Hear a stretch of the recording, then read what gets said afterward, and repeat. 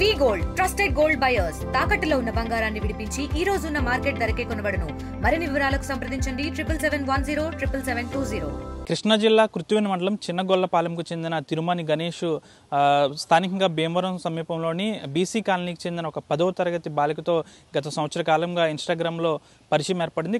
ఈ పరిచయం ప్రేమగా మారింది. అయితే ఎవరైతే తిరుమని గణేష్ ఉన్నాడో తన వ్యక్తిగత పనుల నేపథ్యంలో భీమవరం వచ్చానంటూ గణేష్ అయితే చెప్తున్నాడు.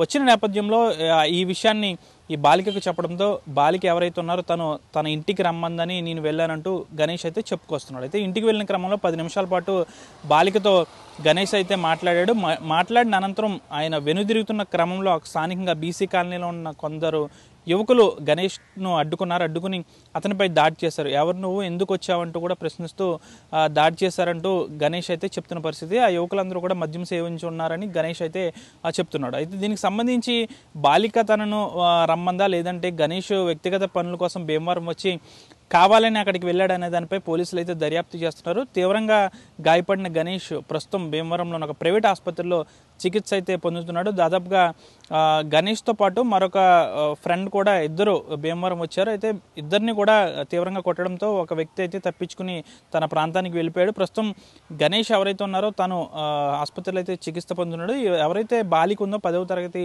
చదువుతున్నట్లయితే సమాచారం. తన తల్లి గల్ఫ్లో ఉండగా తన తాతయ్య వద్ద ఉండి స్థానికంగా చదువుకుంటున్న నేపథ్యంలో ప్రస్తుతం అయితే ఇది వైరల్గా మారింది.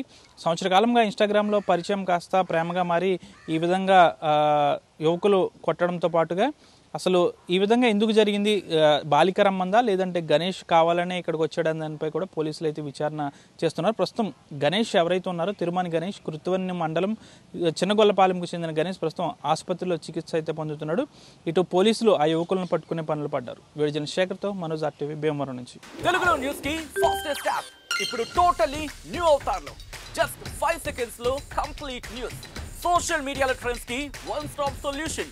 Live TV app voice search option తో ఇప్పుడే డౌన్లోడ్ చేయండి లేదా అప్డేట్ అయిపోండి. యాప్ లింక్ డిస్క్రిప్షన్ లో ఉంది.